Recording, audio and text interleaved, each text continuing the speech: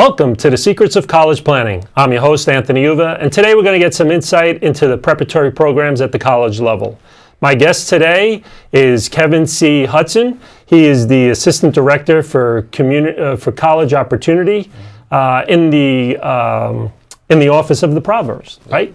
And Jason Klugman, he is the Director of Princeton University Preparatory Program. So welcome to the show. Thank you. Thank you very much. Yeah, so I start my guests where they went to college. So where'd you guys go to school? Go ahead. Go ahead, Kevin. Okay, so I should start since we're in our backyard. So Kevin Hudson, I actually attended college right here at Princeton University. So I didn't, growing up, I knew that college was somewhere that I would ultimately go. I had to go to college. My parents were very clear about that, but didn't know about what all my options were.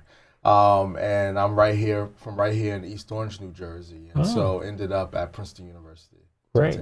And Jason? Yeah, so I'm from the West Coast originally, and I wanted to get as far away from the West Coast as I could.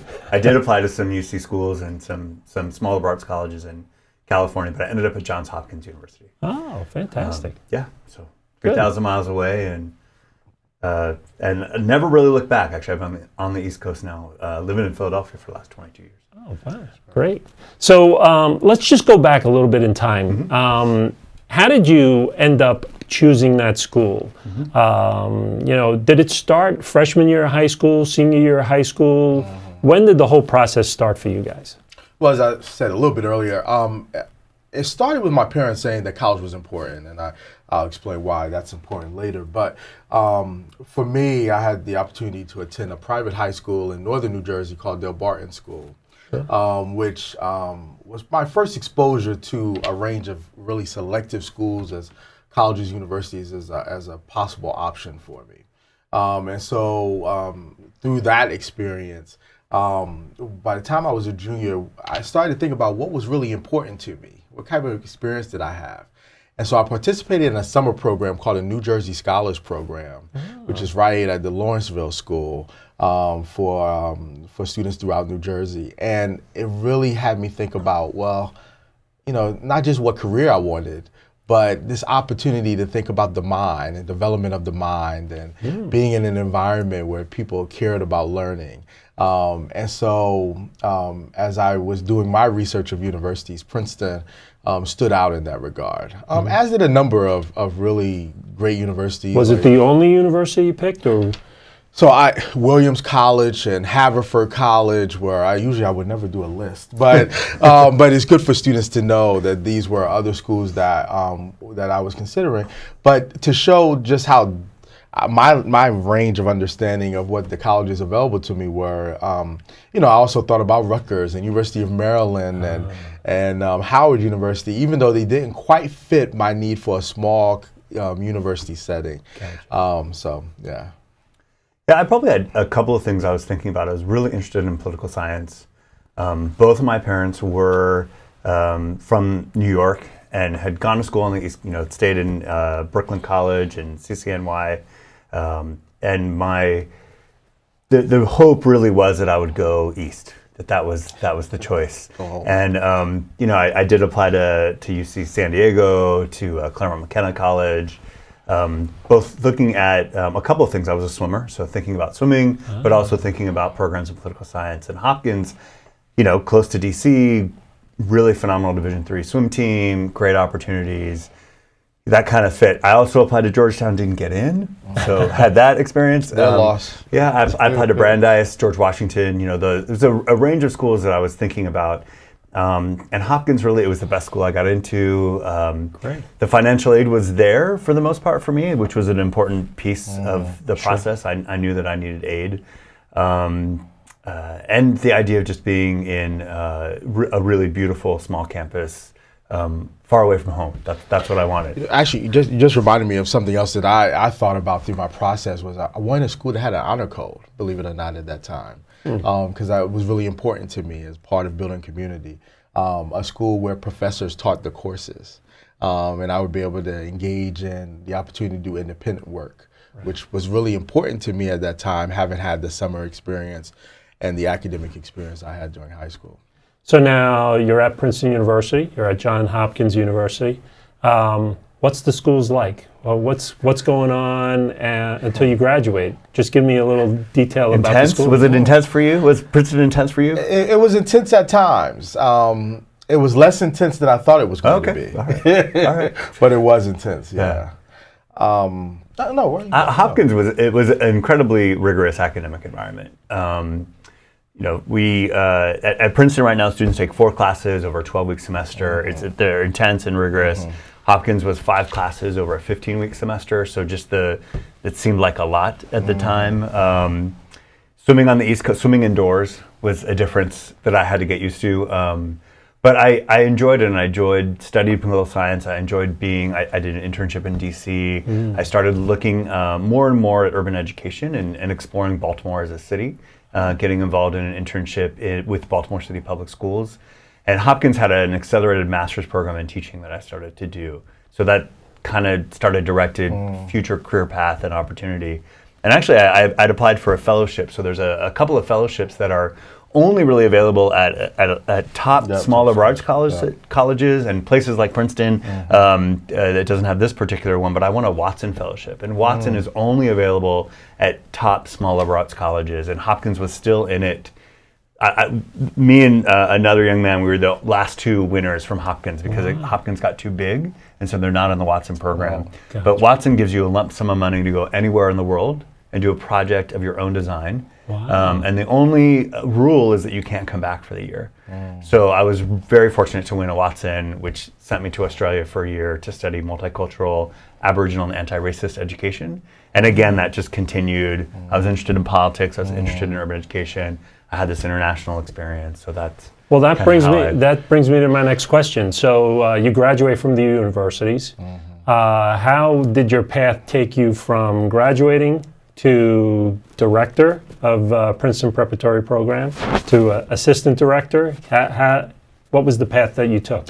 Yeah, so for me, and I think I'm going to also talk a little bit about my undergraduate experience because it kind of ties to that experience of ultimately being in the role I am now at Princeton.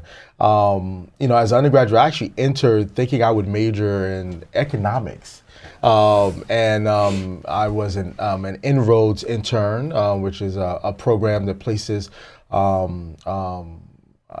African American and Latino students in business internships.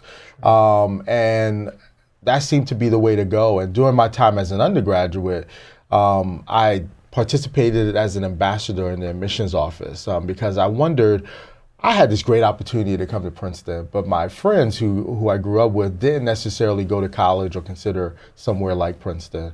How could I support that effort, even while wanting to pursue this business pursuits? And so during the course of that time, I started to see the disparity in access to information about college as an option as an undergraduate. And even though I fought it throughout undergrad to pursue a career in education, I actually took time off while I was in undergrad. So I graduated in 5 years and not 4, but I helped start a small school on the south side of Chicago. Wow. It was part of the small schools movement in Chicago in the mid-90s. And from that experience, and after graduating, said, you know what, finally I embraced my love of education and access, and said, well, if I really want to impact how students get to college, maybe I should learn how one of the most selective colleges in the world selects its students, how students are prepared to be competitive and achieve success. So I became an admission officer at Princeton following graduation. And since then, it's been a couple of years doing that, and since then have worked in access programs that place students in private boarding schools. There are a number of them around the country. I worked particularly for the White Foundation, but there's a program called A Better Chance, or Prep for Prep in New York City. There's a few different programs that exist, and had that experience. And then navigated this world to try to figure out, well, what else do I want to do out there?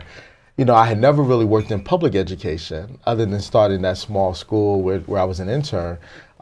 So I went to District of Columbia Public Schools and directed college readiness for the district. And through that experience, I learned so much about education and this work and counseling students about pathways. I had the opportunity to work with amazing principals and teachers who really cared about their students. As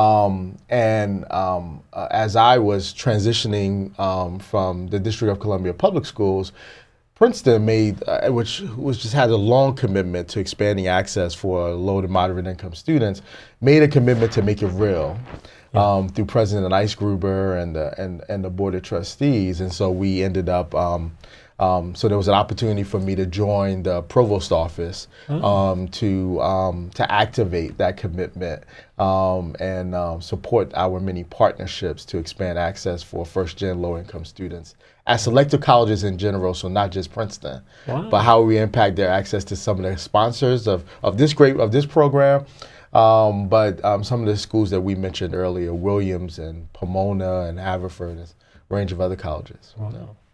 Jason? Yeah, so I, after the year in Australia with my Watson Fellowship, I worked at Occidental College in LA for a little bit, and I worked at a national nonprofit in DC, a youth service nonprofit. And then I went back to grad school. I was really interested in combining some of those interests in urban education and specifically the preparation of teachers. So I went to Penn, earned a PhD in education, culture, and society, went through Penn's one-year master's program in urban education, student taught, studied a group of us that were all student teaching. The dissertation is called Weapon Scans, Lesson Plans, and Powerless Computers, Becoming a Teacher in Urban America.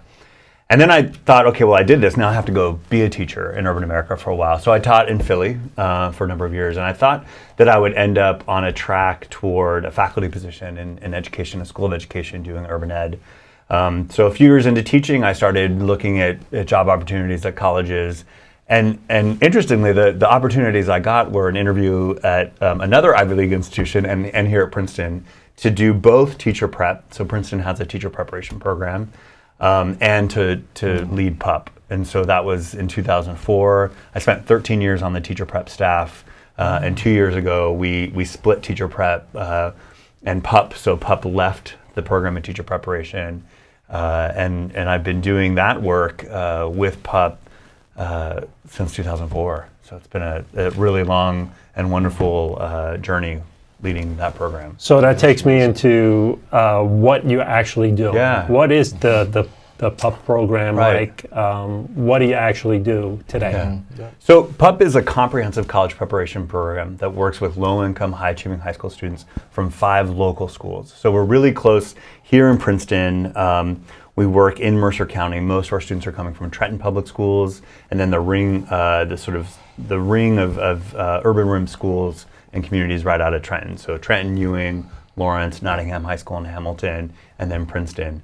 And we identify students in 9th grade that attend those schools who are academic high achievers, who aspire to collegiate success, but may not have a pathway to that. They might not have the guidance. All of them are going to be the first in their family or in that first generation of family members to go to college. And our goal is to prepare them to be successful candidates at the best colleges. Schools that have traditionally not enrolled large numbers of low-income students or particularly underrepresented students. And so we do a comprehensive application process for 9th graders. So it's like a mini college application process. Students are invited to apply. Those invitations actually go out in a couple of weeks.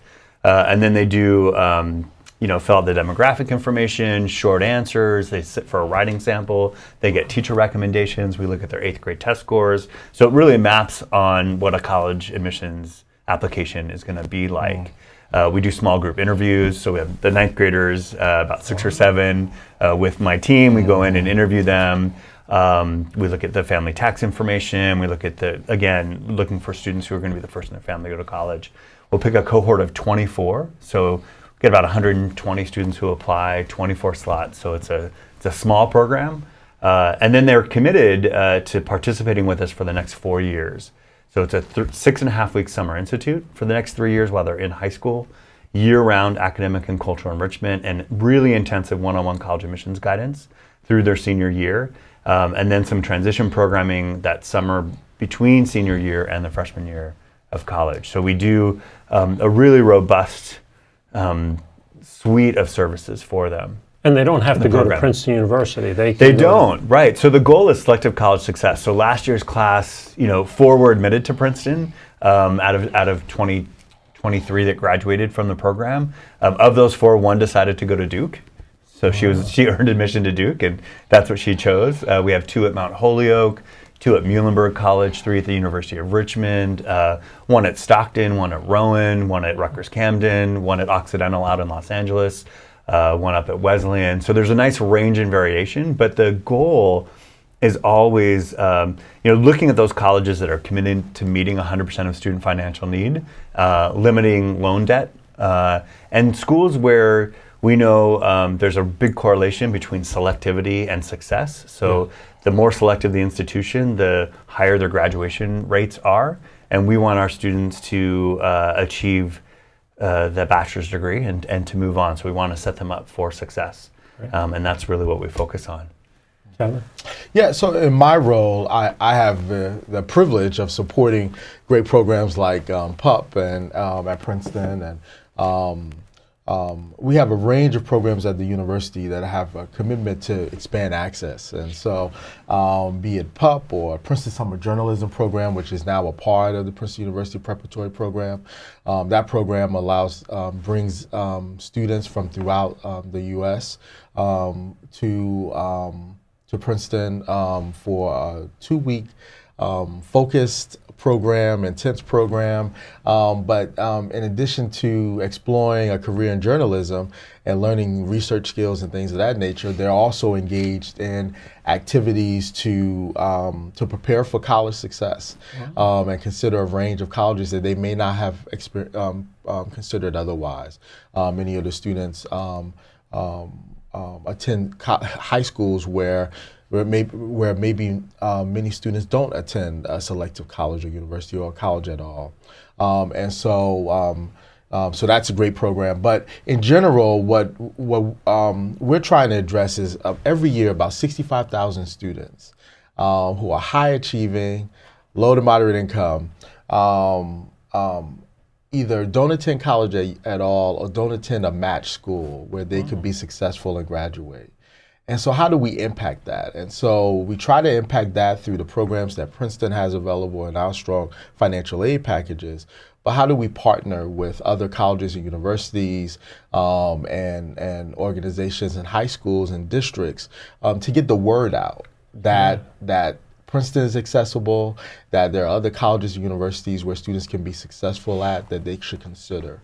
And so we're involved in a campaign through a program called the American Talent Initiative, which I encourage viewers to look up and consider to see other colleges that have made similar commitments to have financial aid available to students.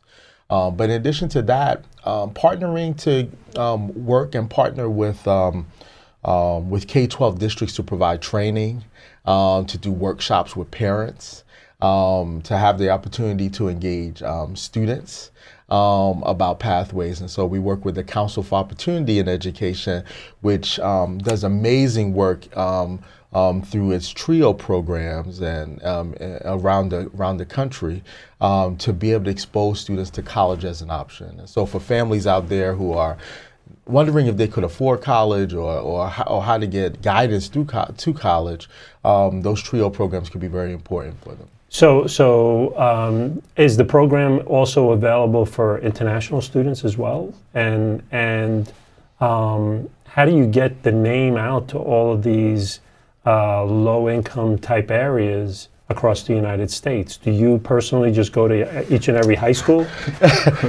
That's a great point. We do a lot of recruiting. We do a lot of recruiting. Princeton does a lot of recruiting, so our admissions office does an amazing job as they go out to recruit for the university, also using that time to share information about pathways to college in general. But it's not realistic for us to visit every high school or every district.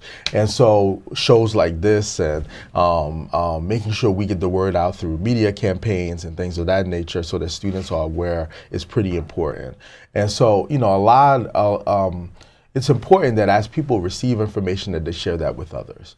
And so we also work with another program called, in terms of international students, we work with a program called, I just had a brain freeze, but Princeton is committed to financial aid, meets financial need for students across, despite their country of origin.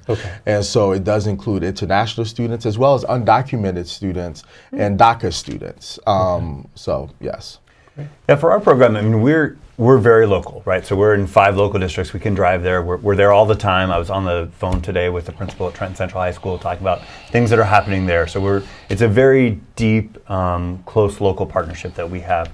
With summer journalism, we're working nationally to try to build an applicant pool for a robust applicant pool that will select a group of 40 students from across the country, from rural communities, from urban communities. We had a student last year from an island off of Alaska who traveled 23 hours to get here for the summer journalism program.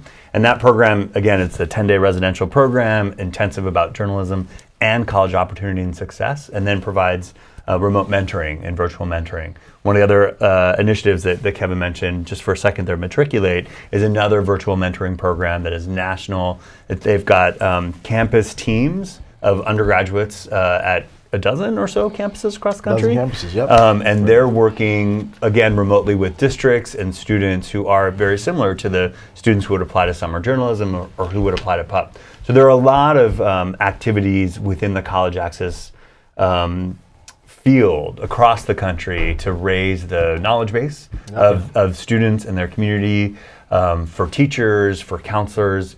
Most of our school partners, the teachers do a lot of wonderful work to try to encourage folks to go to college.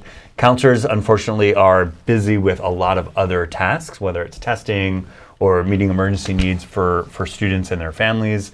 So we try to support all of those efforts by giving regular updates, whether those are via email, workshops, presentations, and really asking our scholars, the PUP scholars who are in our community, to go and tell their friends. So if we've got, if we've got 6 juniors at Ewing High School, that they're sharing with their peers who are in similar situations to themselves what the options and opportunities are. So we're lifting as many boats as we can together. So tell me, grade-wise at the high school level, do these students need to have straight A's to even be considered into the program?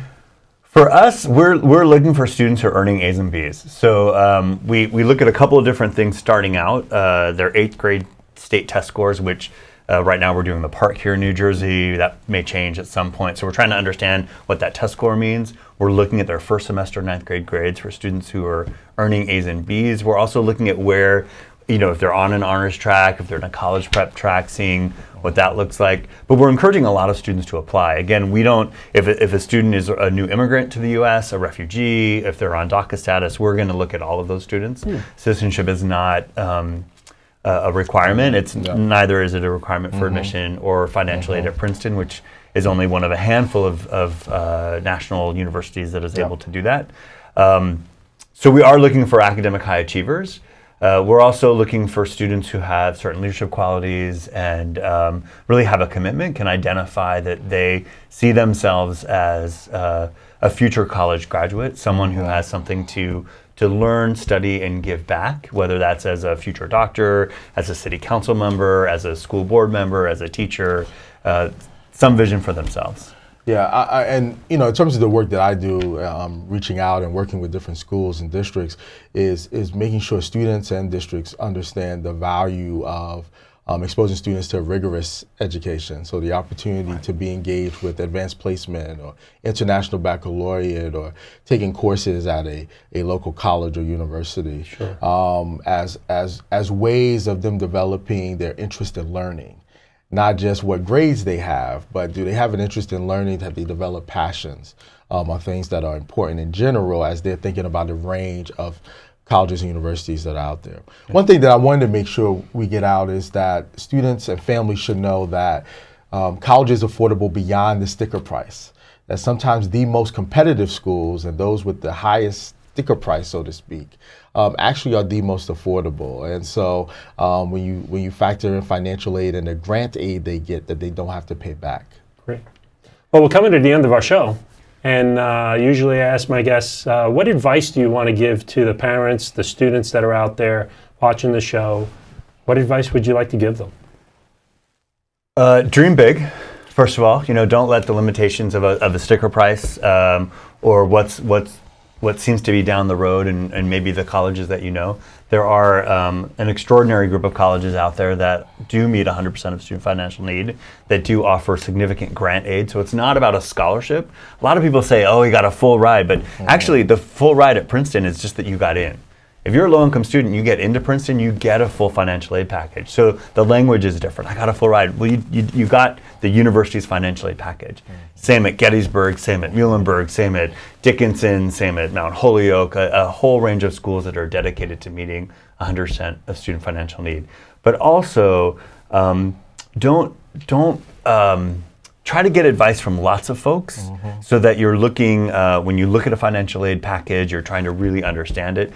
There's no systematic approach to a financial aid letter. And so that's really hard sometimes to really understand. So trying to have someone to sit down and work through, it might seem like you're getting all the aid that you need, but actually some of that might be a big parent loan.